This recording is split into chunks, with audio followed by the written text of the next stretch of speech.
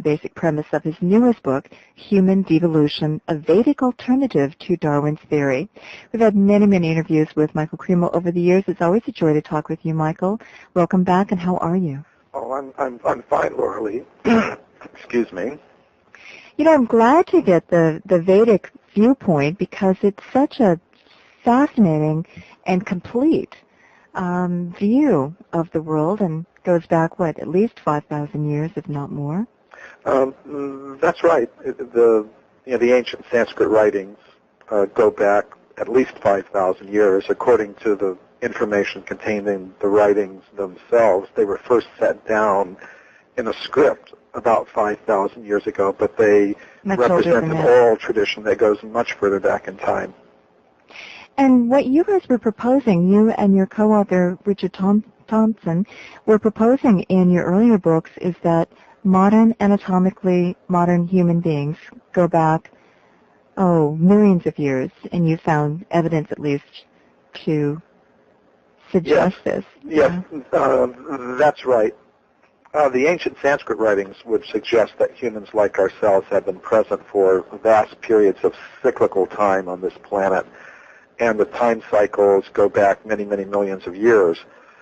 And when Richard Thompson and I did 8 years of research into the whole history of archaeology, we actually found there's quite a bit of evidence to support that. There are just hundreds of human artifacts, human footprints, and human skeletal remains that go back tens of millions, even hundreds of millions of years, but they're not very well known either to scientists or to the public in general because of what we call a process of knowledge filtration. Which means that which supports the current worldview gets included, talked about in the journals, written up.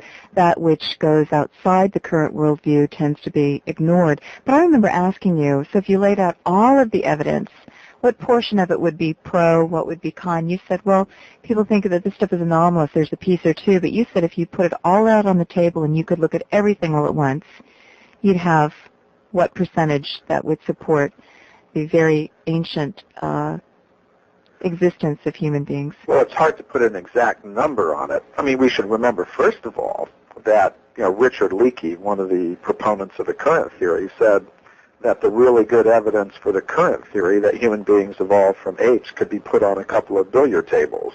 Yeah. So, we've definitely got much more than that. We've got a whole billiard hall full of billiard tables of anomalous evidence to support the other idea. So the knowledge filter at work is not just one piece here or there. So I would assume that whatever forces are pushing human evolution, pushes life evolution of a piece. It's not just humans that are devolving, from spiritual super states of consciousness down to matter. I think it's all life, isn't it? Aren't we on the boat with the whole web of life? We're not such special creatures. Oh, sure. I mean, that's absolutely true as far as I can see. These other creatures, although many people would like to say they're simply automatons, we can see even animals like cats and dogs. They have feelings. They have consciousness. And even if you go down to the level of the simple one-celled creatures, many scientists, such as Beverly Rubik, who used to be with Frontier Sciences organization at the University of Pennsylvania in Philadelphia, she was able to show that even these one-celled creatures are responsive to mental suggestions, that they appear to move in their environments in a purposeful way. So yes, I think we're talking about a web of life that includes all the Earth's creatures. Well, I would say all the creatures everywhere. Maybe even beyond that. It's a cosmic solution here that you're proposing. Okay, what part of Darwinian theory do you agree with, and what parts don't you agree with? Well, I believe that there is a process of reproduction with modification. That's what Darwin proposed, that living things reproduce, and that in the process of the reproduction, they change in different ways. Now, he believed that the process went from the more simple living things to the more complex living things. Which is logical. And, well, and from a certain perspective, I would think. And he also believed it was an entirely material process. In other words, we look at living things as simple machines, and they reproduce, and in the course of that reproduction, they change and become more and more complex. Of course, we see that machines generally don't do that.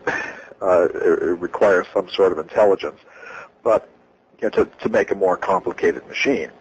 But I would agree with him that something like that is going on. But where I would disagree with him is that it goes from the more, you could say, the more subtle and complex living things to the simpler ones. It's sort of like turning, Darwinism upside down.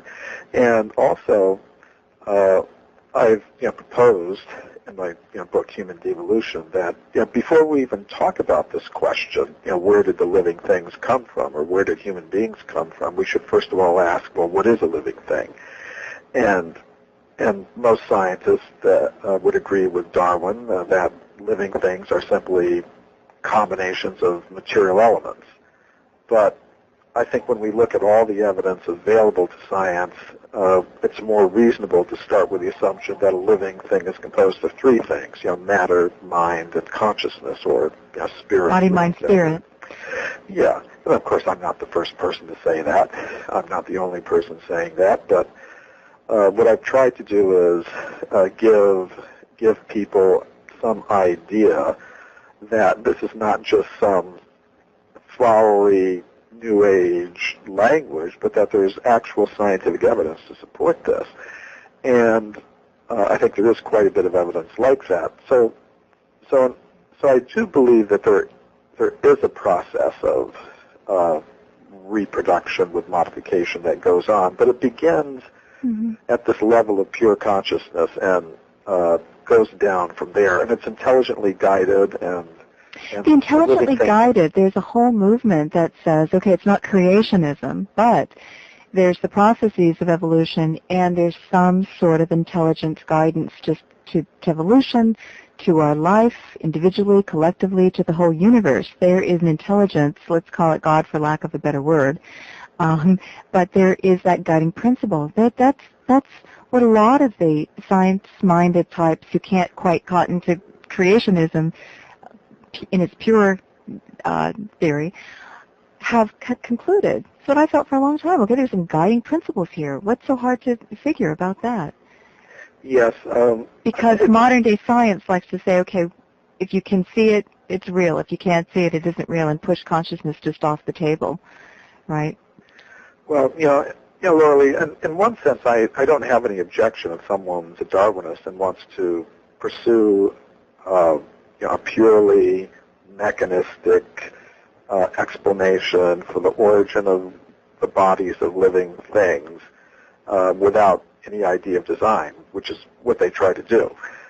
They want to explain everything as a series of you try everything, and then and simply what sticks is what works, yeah. In a random way, and natural selection chooses among all the random variations, and somehow or other you get more complicated things. Now, if somebody wants to pursue that explanation, I don't have any objection to that. I think it's a valid thing to do. But I would just ask for two things. First of all, that they be honest about the level of explanation they've actually achieved by that method. And really, if you actually look in the scientific literature, they haven't been able to explain how one single complex feature of any organism has arisen by that process. Well, Michael Behe also looked at Darwin seriously, and I remember him saying, an eye, look at our eyes and how complex and exquisite this machinery is. How do you get that from natural selection of random mutations? How do you get from that to this? Well, that's the problem. Nobody's ever been actually able to spell that out exactly how that occurs. Now, you can say in a general way, well, there must have been some creature that had a light-sensitive spot on its skin, and then that spot folded in on itself, and then a membrane, a transparent membrane, folded over, went over that folded-in spot, sort of making a round ball, and then the inside of that depression became even more sensitive to light and the muscles began to form around that little lens. You can explain it like that, and it sounds plausible. But if you actually go down to the molecular level, to the genetic level, and say, well, here's the genome of a creature without an eye, and here's the changes in the genes that had to have been made that would have had some effect to make the molecules, the biomolecular structure of that body change in certain ways such that you get a functioning eye, nobody can actually do that. Mm-hmm. So that's what I mean by scientific explanation. I mean, it's all right for the Darwinists to say, well, perhaps it may have happened like that. But when they're not able to actually spell it out in scientific detail on the genetic and molecular, biomolecular level, then we just have to say, well, it's an interesting idea, and good luck. You spend a lot of time in your book on Alfred Wallace, among others. Marie and Pierre Curie and Oliver Lodge also are in there as scientists who contributed some wonderful ideas that became mainstream ideas, but their paranormal ideas and research and leanings are ignored. The same happened to Isaac Newton, by the way. Nobody talks about his astrological writings. They just go in for the Newtonian physics. So I would like to ask you, because this stuff also gets into the birth of the idea of the theory of evolution, because Wallace was right there, although he's lesser known than Darwin. They both simultaneously came up with the idea. Wallace also felt that there were larger spirit beings, guiding principles, intelligent forces out there that were guiding evolution as well. And could you explain that history to us and how that part of it, which really does coexist nicely with the more mechanical parts of it, this is how these intelligent cosmic forces would work, one of the ways, through evolution, modification, being traits selected for certain changes in the environment, etc. But you can explain this whole history because it isn't such, they're not mutually exclusive ideas here. Well, Wallace is a good demonstration of that. Yeah, it's very interesting. Just a couple of months ago, I was in Moscow. I was on a lecture tour there, and one of the places I spoke was the Darwin Museum in Moscow. And I remember giving my lecture, and at the back of the lecture hall, there were these two huge portrait paintings of Darwin and Wallace. Most people think of the evolution theory as the Darwinian theory of evolution, but for a long time it was known as the Wallace-Darwin theory of evolution. And what happened, it's an interesting story that you alluded to. I mean, Darwin was sitting in England, and he was writing his book, The Origin of Species, and he'd been working on it for about 20 years, and it seemed to him that it might take another 10 years to finish. But one day, in the mail, he received a package from a young scientist who was working off in Borneo, Alfred Russel Wallace. And the package contained a paper that Wallace wanted Darwin to read. And Darwin read the paper, and he was shocked because the paper spelled out the theory of evolution by natural selection in just the same terms that Darwin was secretly working on himself. And the paper was supposed to be sent to one of the scientific societies in London where it would be read and published. Now, that shocked Darwin quite a bit because that would mean, by the laws of scientific etiquette, that the theory of evolution would belong to Wallace. If he was the first to publish. Because he'd be the first to publish it. So, Darwin went to some of his scientific friends and said, well, what can I do? And they told him, well, the only thing you could do is get Wallace to agree to have you submit a paper along with his on the same subject and have them both published at the same time. So why would Wallace agree to that anyway? Well, he was a younger man, and he wasn't very well known, and he was an Englishman and well mannered, and he had a great deal of respect for Darwin, who had by that time had some reputation in the scientific world. So he was quite willing to do that. They weren't going to co-author the paper; they were just going to simultaneously submit papers. Right. So he agreed to that, and because the papers were about the same topic and they were submitted simultaneously, they both got the credit, for the theory of evolution, and therefore it was called the Wallace-Darwin theory of evolution. Why did we forget Wallace and just celebrate Darwin then, as later? Well, that had to do largely, I think, with the fact that later Wallace decided that natural selection was not enough to explain the human brain, which had capacities far beyond any monkey brain or ape brain, and it seemed to be too big of a leap to him to be explained in this way. So he had already, as a young man, been a little bit interested in things like hypnosis and things like that, but the failure of the theory of natural selection to explain the human brain and its level of consciousness led him into psychical research in a big way. Not cyclical research, this is psychical, psychic research. Like paranormal research. Yeah, okay. Right. And when Darwin found out about that, he was quite upset. He said, "You're dragging this theory into the mud, right?" Yes, he said. He put it in even stronger terms. He says, "Well, I hope by doing all this, you haven't murdered our joint child, the theory of evolution by natural selection."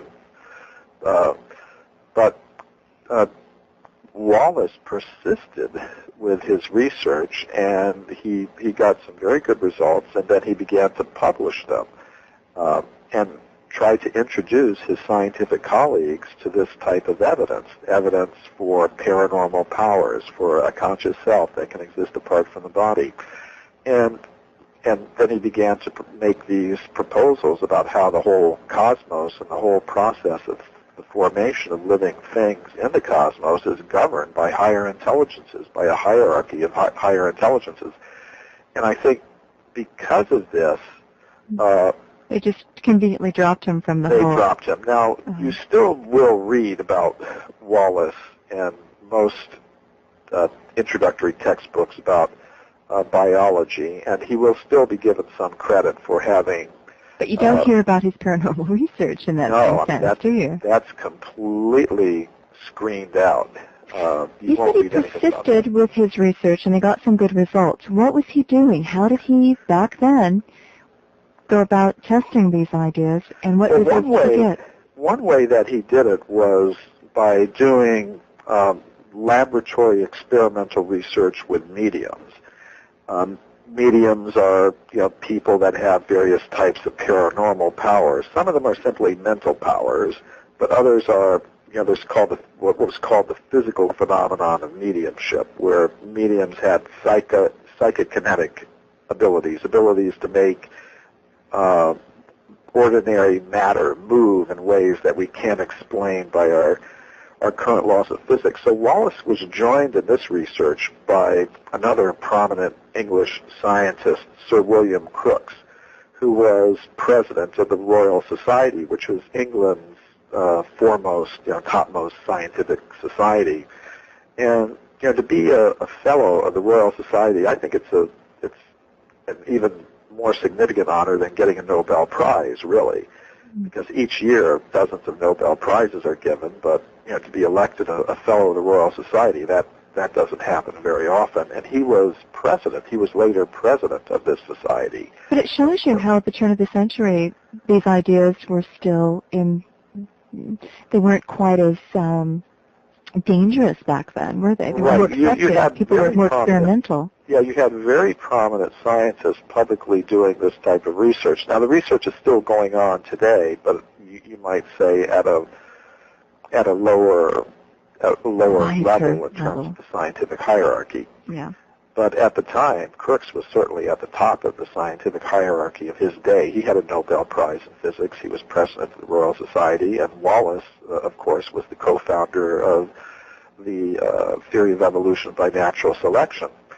So I wish that the scientists of the day that just sort of scathingly say you're a fool to even contemplate these ideas, I wish they'd remember their predecessors and what they were into. But go ahead. Right.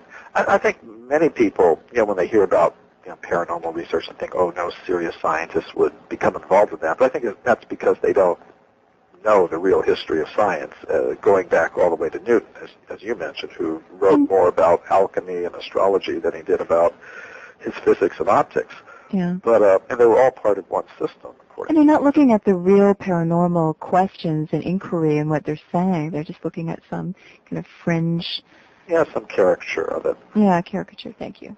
So, but Wallace and Crooks, they focused a lot of their research on a particular medium, Daniel Dunglass Hume, and he was never detected in any kind of hoax or falsehood or anything like that. So he was in any area of science, you're going to find cheating. I mean, that's something that we should just put right up there up front.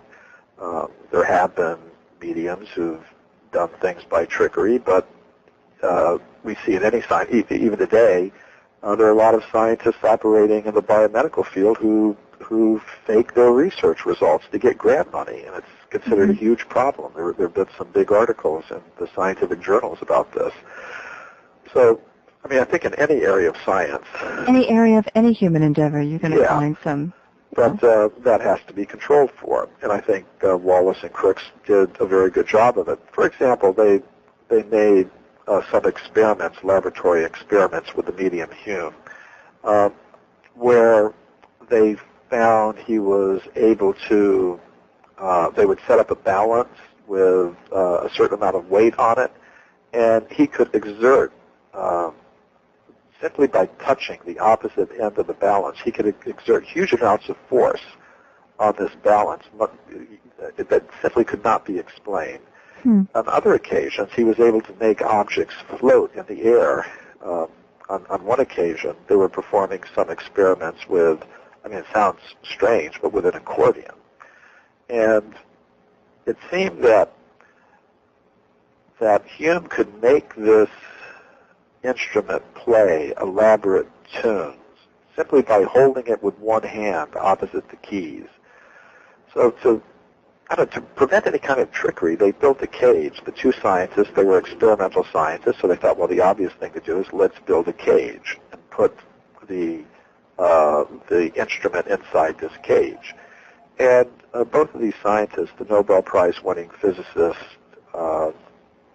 Crooks and the co-founder of the theory of evolution, Wallace, wrote that they saw on several occasions this accordion floating in the middle of the cage, not being touched at all by Hume, and playing elaborate tunes. So you sort of have to ask yourself, well, why would these two prominent scientists write something like that? Why would they write something like that, publish it, and distribute it to all their scientific colleagues? Because that's what they believed they saw. Well, would be the logical answer. Is it because they had some kind of psychological death wish, that they suddenly wanted, their careers to evaporate and have all their colleagues think they've gone completely out of their minds, or did they really observe those things? I tend to think it's the latter, that they really observed these things. You wonder, though, Michael, why aren't there mediums who can do that today when we could television, use TV, video, and all of this to demonstrate that? I mean, we hear about Uri Geller and his feats in the laboratory, and they're amazing feats. I've seen some of them performed in person, but they're not suspending an accordion in air. And then how does somebody do that? Wallace felt, you write, that he felt that there were spirit beings that were able to accomplish these tasks via the medium's help. Yes, and that there were subtle forces, subtle vital energies, that are connected with human beings, that these mediums can operate through and be controlled through. Higher beings can operate through them. I take these things as evidence that there's what I would call a mind element associated with the human organism, and by that I mean a subtle material energy that can act on ordinary matter in ways that we can't explain by our current laws of physics. Just like air is something invisible and we can't really see it, but we can observe its action.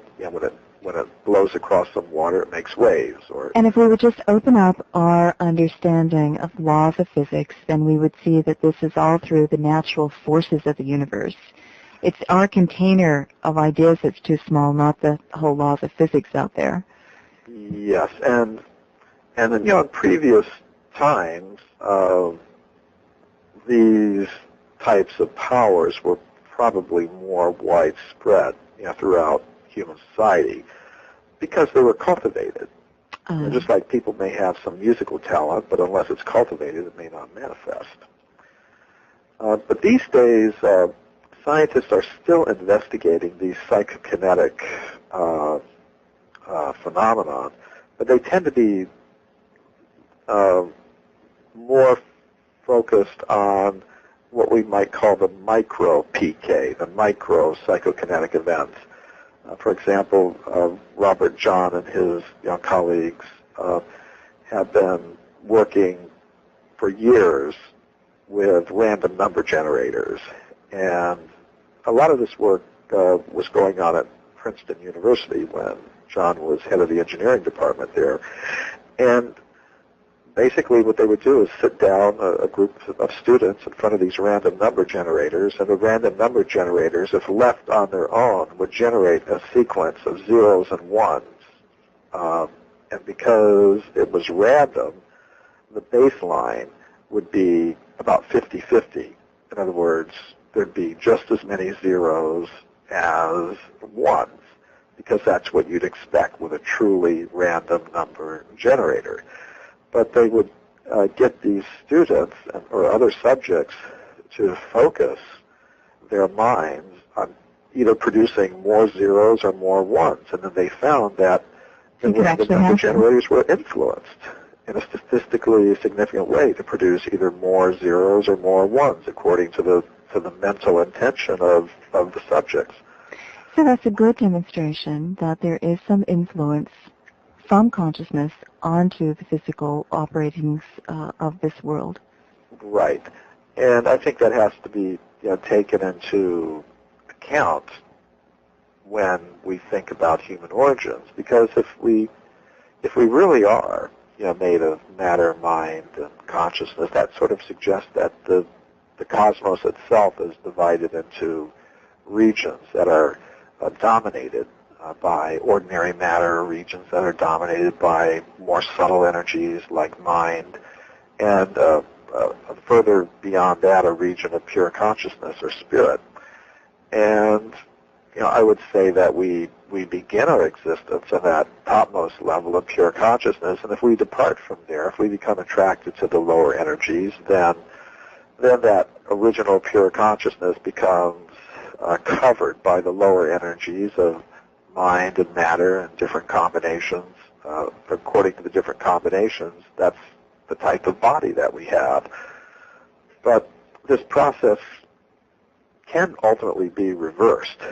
There's a process of devolution, whereby consciousness becomes covered by these lower energies. But I believe there's also a process of re-evolution, whereby consciousness can become freed of those coverings, and that should be the actual purpose of human existence now, because we're living in a world where we have a scientific picture that's based simply on matter. We're really focused on matter, developing, exploiting the material resources to the maximum extent possible, which is to be expected if that's the type of world. We've asked you the question. So in the Vedas, when they talk about the Sattva Yuga and the Kali Yuga and everything in between, where are we now? And you say, according to a lot of the researchers of the Vedas, we're right heading into the Kali Yuga, the Dark Age.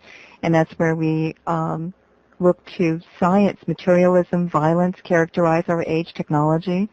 Well, yes, that's what they predicted long ago. So it would seem like the scientific attitude, rather than lifting us out of the mire, would be part of, would be what you would expect while we're in the Dark Age, because we would be so caught up in materialism, we would forget that we're made of consciousness, that this is our origin point, and this is what we're striving for.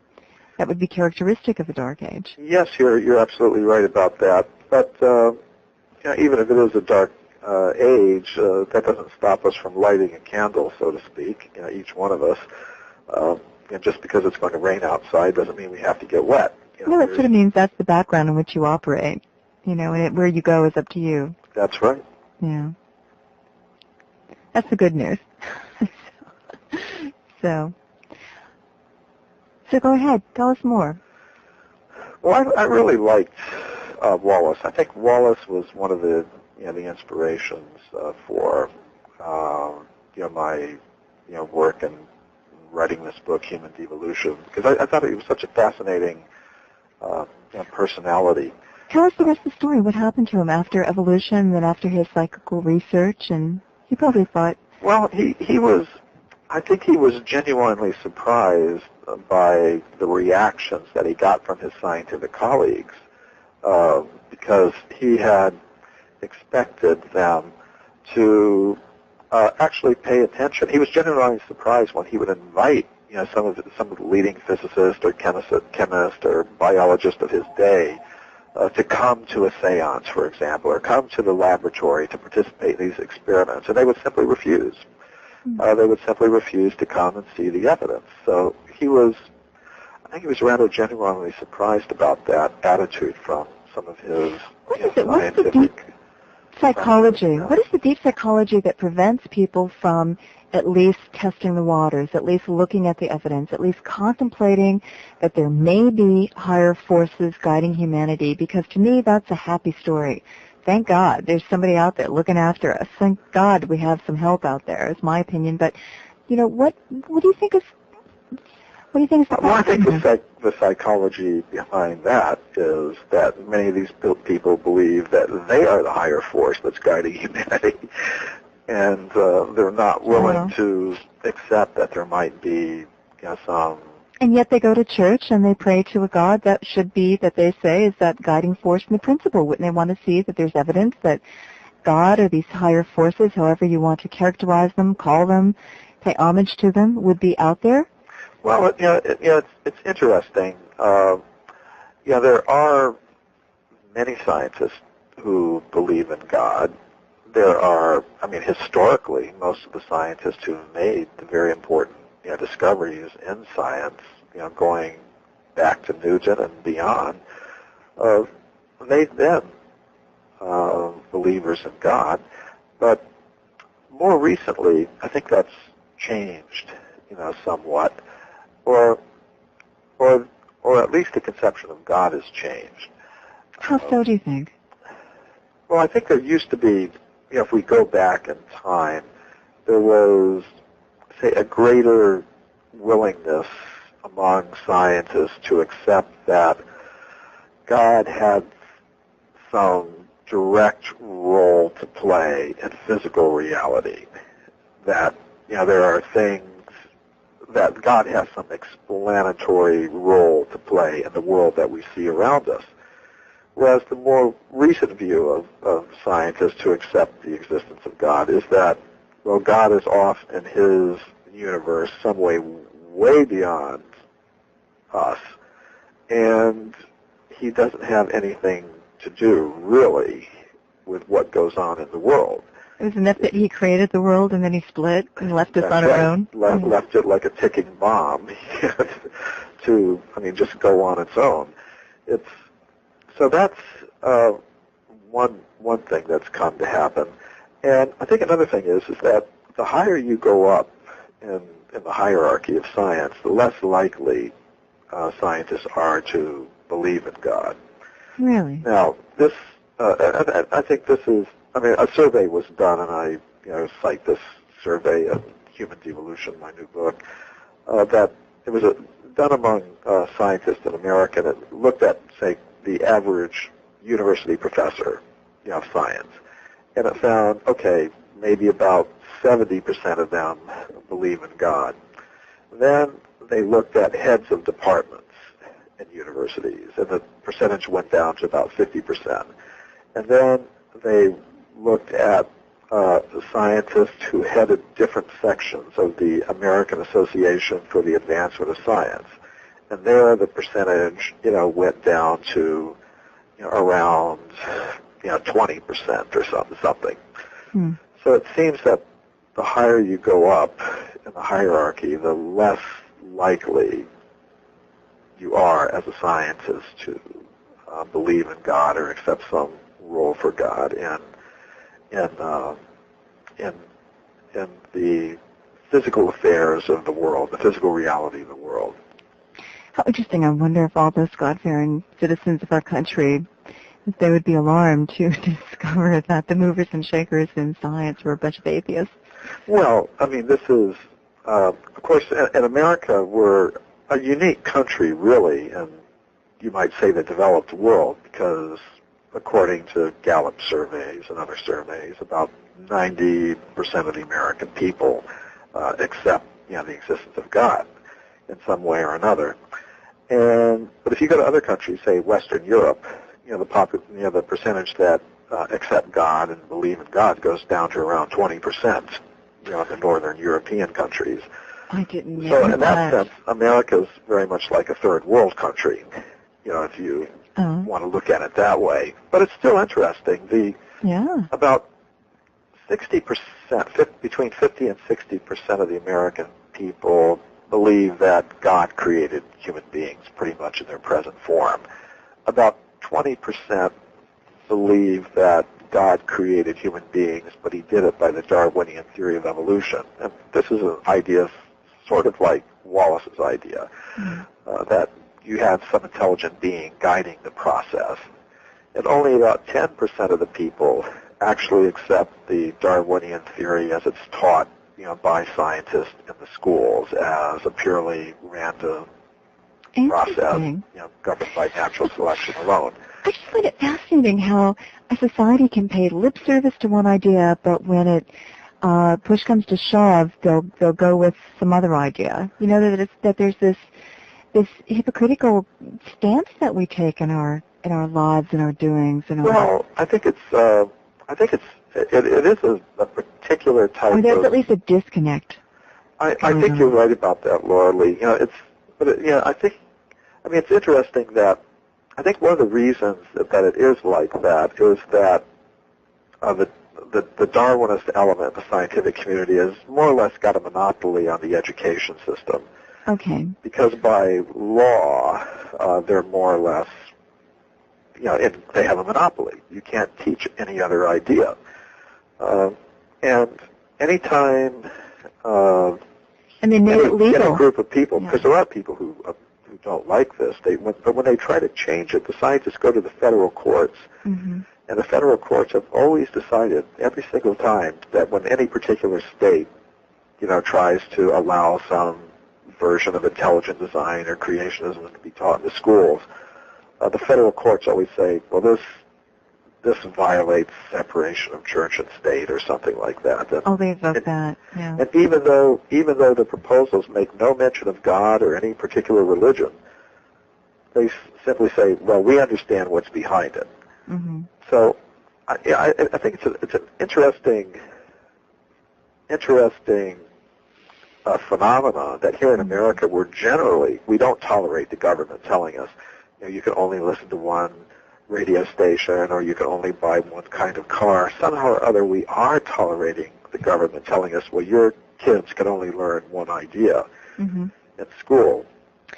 Well, so I was in Russia recently, and I mentioned this in an interview on a Russian television station, and the interviewer told me, he said, well, it's interesting that you're saying that about America because he had been interviewing an official from the Moscow school district just before I had come on, and she had said that the policy in Russia is that they mention alternatives in the education system. They say, okay, most scientists today now accept the Darwinian theory of evolution, and here's what they think, but there are others who don't accept it, and here's what they think. And that's only an honest statement of the facts. And I think that it's not a monopoly, that there's a lot of controversy and a lot of exploration going on, a lot of dissent within the sciences. It makes it more interesting and exciting. It gives us lots to talk about, too, because we like to talk to those alternatives. Now, I found it interesting, Michael, also, that when The Mysterious Origins of Man, which mentioned your first book, The Forbidden Archeology and Hidden History of the Human Race, when that was aired as a special on NBC, that a bunch of scientists felt so threatened by it that they lobbied the FCC to censor that airing and to fine NBC for airing it. This is what's reported.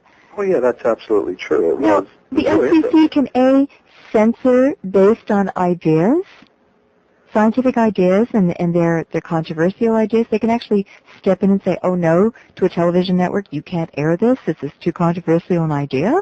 And they can actually levy fines.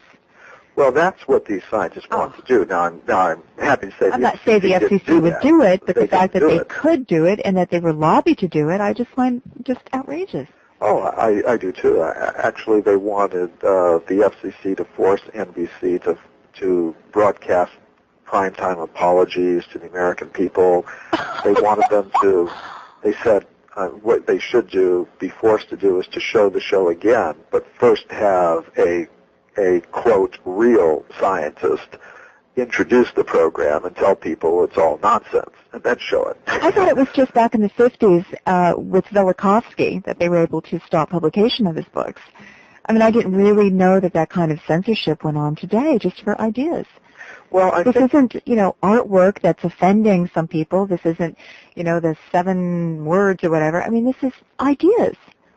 Yes, and I think that, I mean, frankly speaking, the Darwinist scientists have no problem at all getting on television.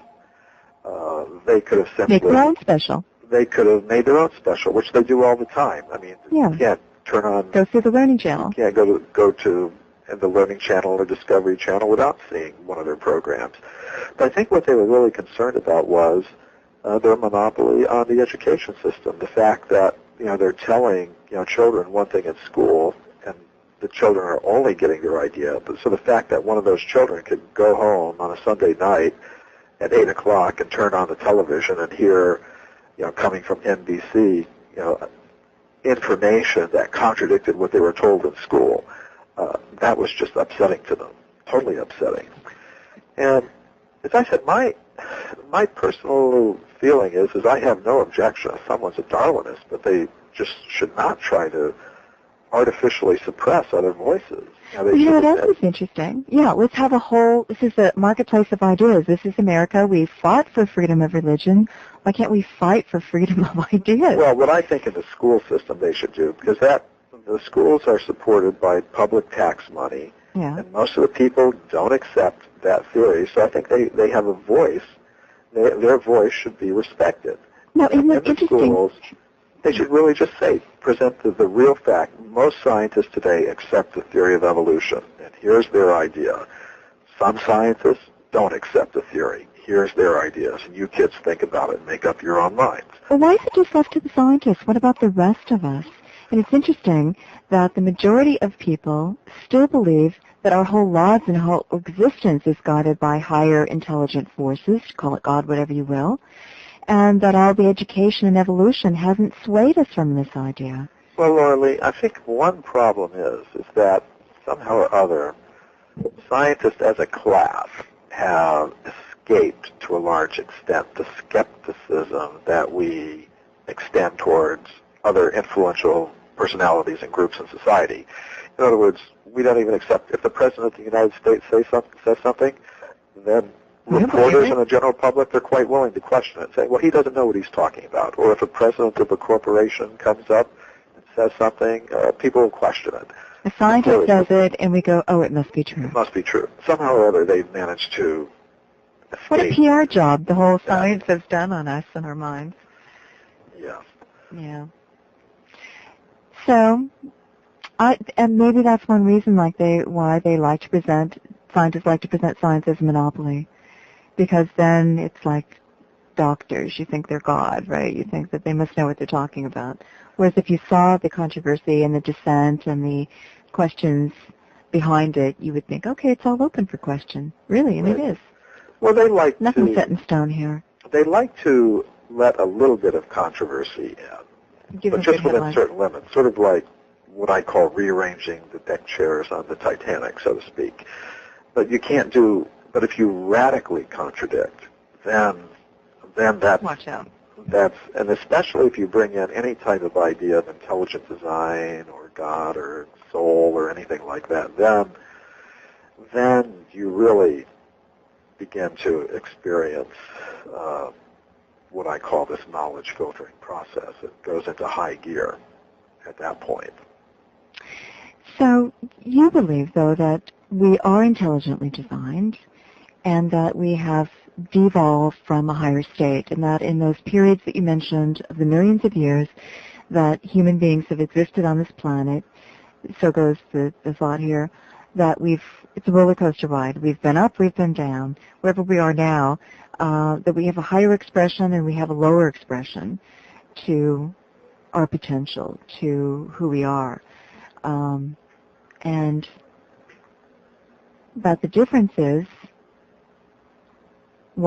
how each individual chooses to live its life, a cultural idea, this well, yes, and I think it goes, and everything in between, or how does it work? Well, I think it goes beyond more than each individual, because the ideas of the individuals are to a large extent formed by the education they received and by the information. You are a product of your environment, aren't you? The information that we receive from the so-called respected authorities, and basically for the past 150 years or so, we've been the goals that we set for ourselves are determined by the answers to these questions that we continually pose to ourselves. Who am I and where did I come from?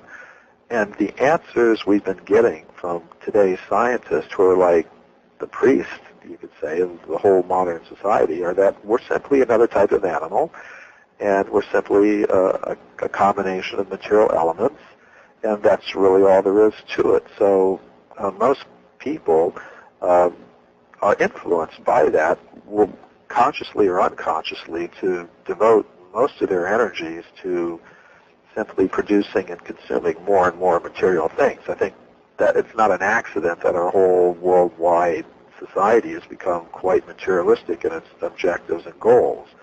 And it all starts from the answers to those fundamental questions: who am I and where did I come from? Now, if as I believe, the answers to those fundamental questions are we are spirits in the material world, as the Police once sang in one of their songs. If we are conscious beings, if that's what our real essence is, that means that most of our energy should be put into developing the conscious resources of each individual and of human society in general. And that might mean putting more energy into, what people have traditionally done, down through the ages, is involve themselves in some kind of practice of meditation or prayer or yoga or whatever, to develop those conscious resources, to develop those spiritual resources. With that, this doesn't mean neglecting the material side of life, but it's a question of perhaps restoring some balance. Yeah. And I think the balance has gone way off onto the material side of things, to the neglect of these. And so part of it is the story that we have been told about who we are and what is our purpose here. That's and where are we in the grand context of things? What is the universe in the grand context of things? And part of it is that this very story and the protection of that story is what keeps us all in place, to be good worker bees and consumer bees and keep the whole society going on this rampage through natural resources and destabilizing a sustainable future. Oh, yeah. Well, we got to tell ourselves the story in order to keep doing what we're doing. Change the story, we change our activities. You've hit it right on the head, Laura Lee. So there are vested interests. I couldn't have said it better myself. There are vested interests in keeping us believing as we are, therefore doing as we are, therefore allowing them to be at the top of their little heap. The status quo enjoys that we go. They've struggled long and hard to get to the top of the heap, and they don't want the rest of us waking up and going, gee, maybe we don't have to play the script. Maybe this is the story of our lives. Maybe there's something else we could do with our potential and our future and our resources and our earth and humanity as a whole.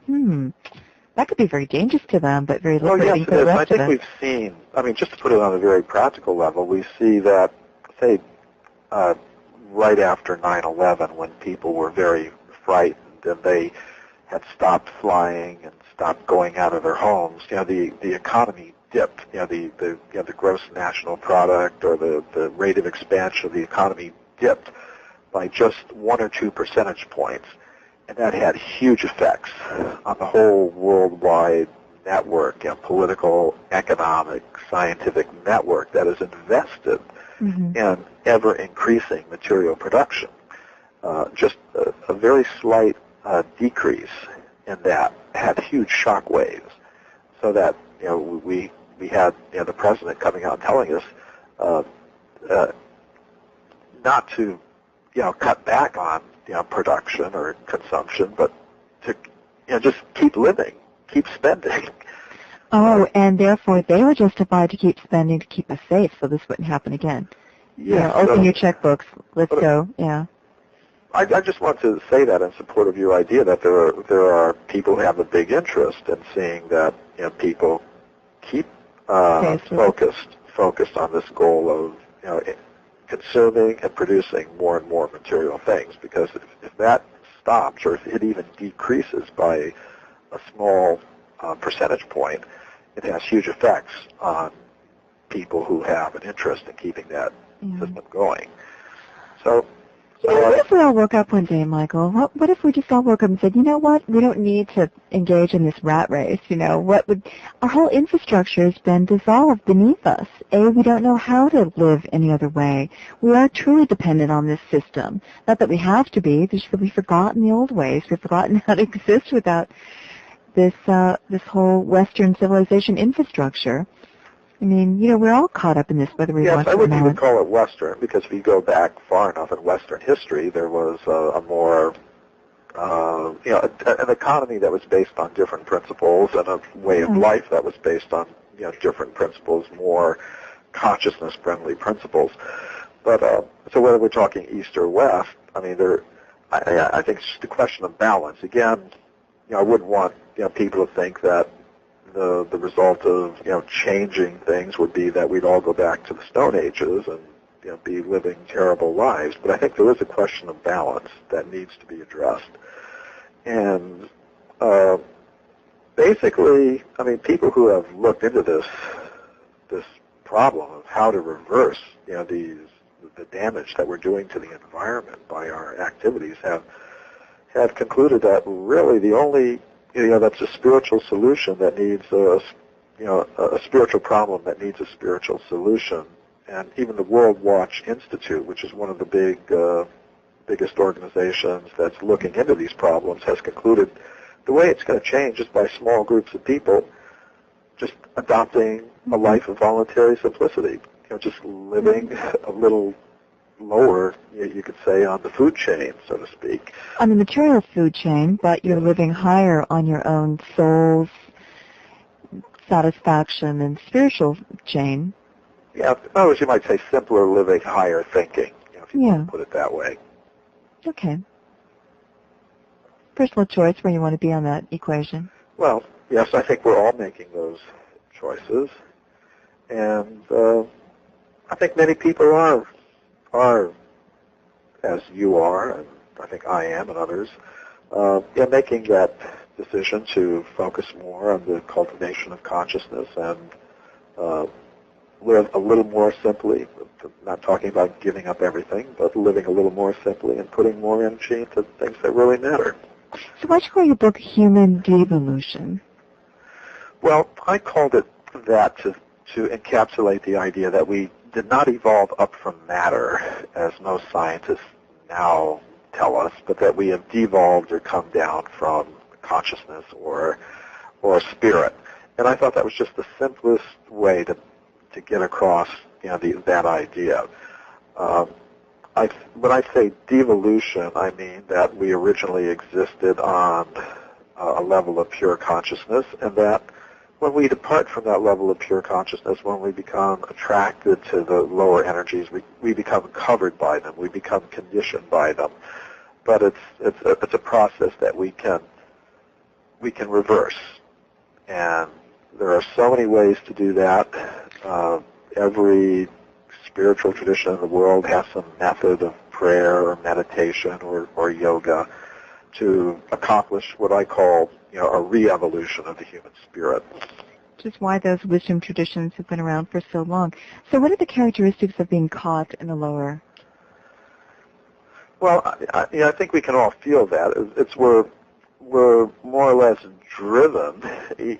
Sometimes it seems even against our own better impulses to simply become involved in the the consumption, increasing consumption and production of more and more material things. I think intelligent people today, what do if they want to get ahead? Well, they go to school and they try to get a job in some company that's economically successful in producing something.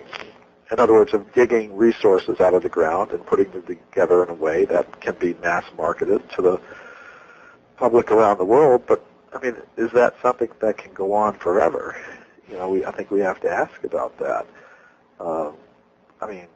What if everyone in the world, all the 6 billion people in the world, were consuming as many material resources as the average American or European is consuming today? We'd hit the brick wall even faster. Yes. So, at a certain point, this is going to have to stop, That's my question. What if we all woke up? What's the alternative besides just going back to the Stone Age?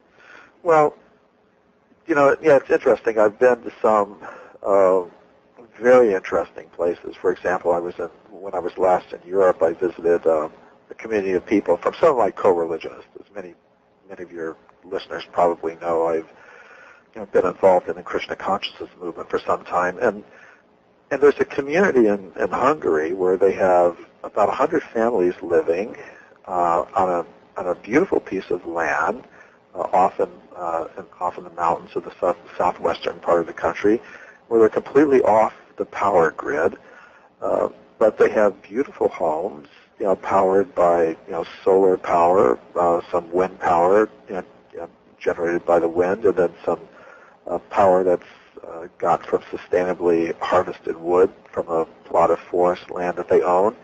And basically they're growing all of their own foods, but it's not a subsistence economy. They have a beautiful cultural life there full of arts and music and study and meditation and yoga.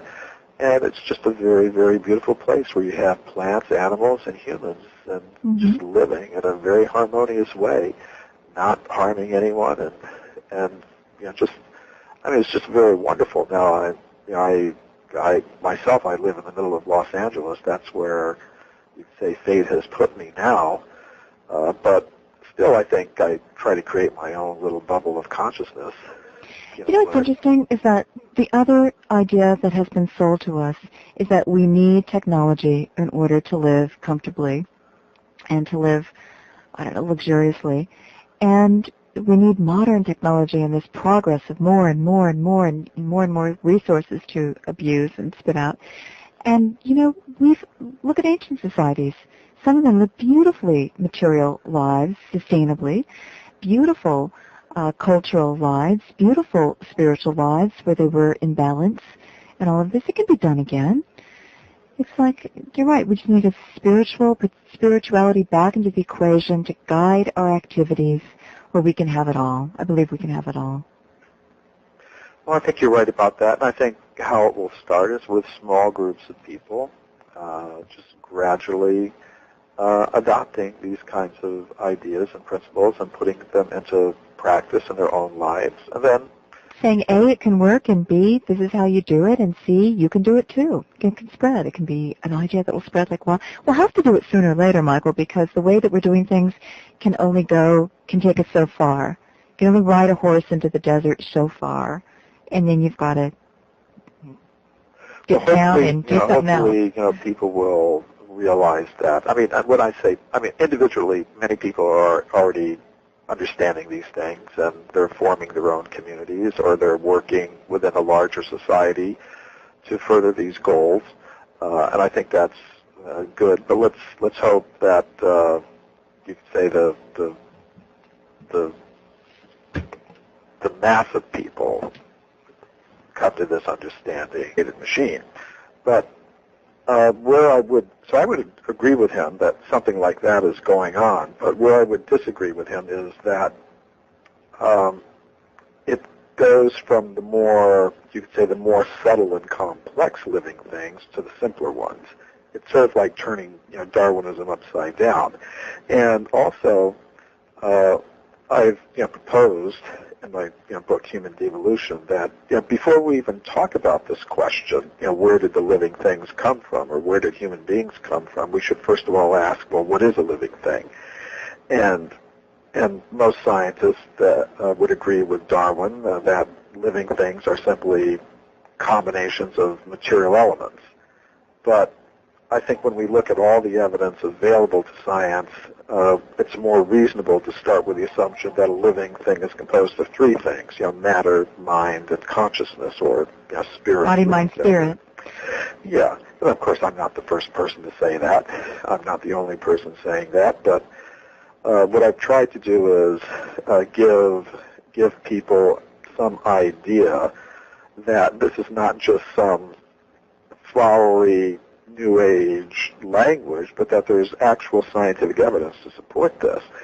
And I think there is quite a bit of evidence like that. So I do believe that there is a process of reproduction with modification that goes on, but it begins at this level of pure consciousness and goes down from there, and it's intelligently guided. And the intelligently guided, there's a whole movement that says, okay, it's not creationism, but there's the processes of evolution, and there's some sort of intelligence guide.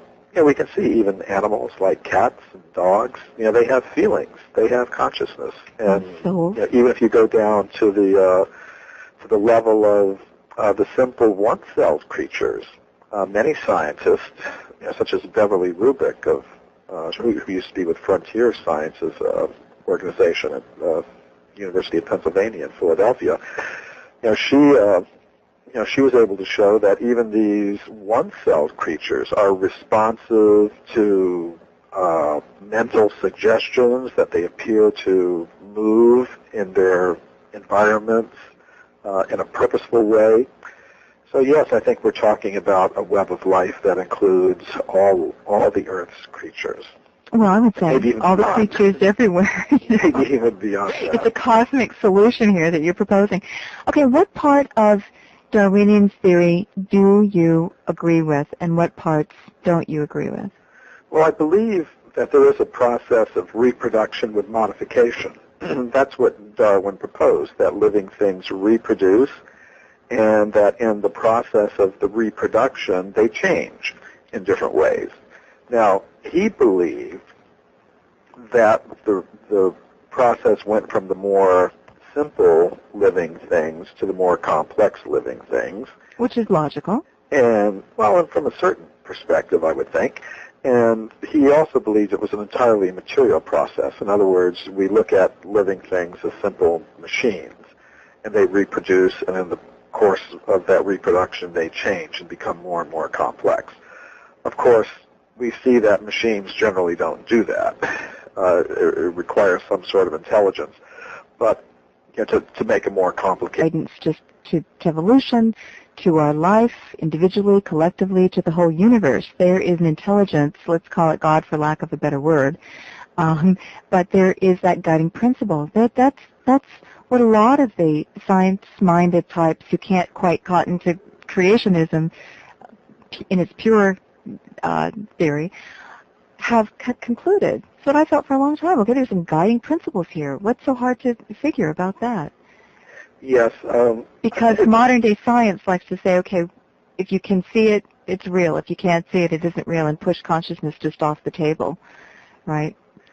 Well, Laurie, in one sense, I don't have any objection if someone's a Darwinist and wants to pursue a purely mechanistic explanation for the origin of the bodies of living things without any idea of design, which is what they try to do. They want to explain everything as a series of you try everything, and then what sticks is what works, yeah. In a random way, and natural selection chooses among all the random variations, and somehow or other you get more complicated things. Now, if somebody wants to pursue that explanation, I don't have any objection to that. I think it's a valid thing to do. But I would just ask for two things. First of all, that they be honest about the level of explanation they've actually achieved by that method. And really, if you actually look in the scientific literature, they haven't been able to explain how one single complex feature of any organism has arisen by that process. Well, Michael Behe also looked at Darwin seriously, and I remember him saying, an eye, look at our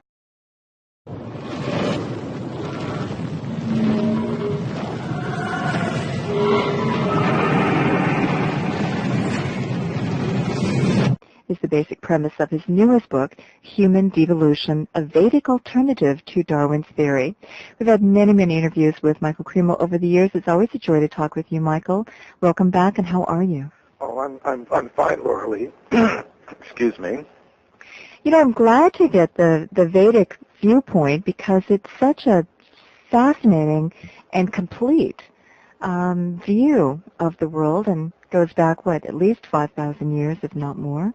That's right. The ancient Sanskrit writings go back at least 5,000 years. According to the information contained in the writings themselves, they were first set down in a script about 5,000 years ago, but they represent an oral tradition that goes much further back in time.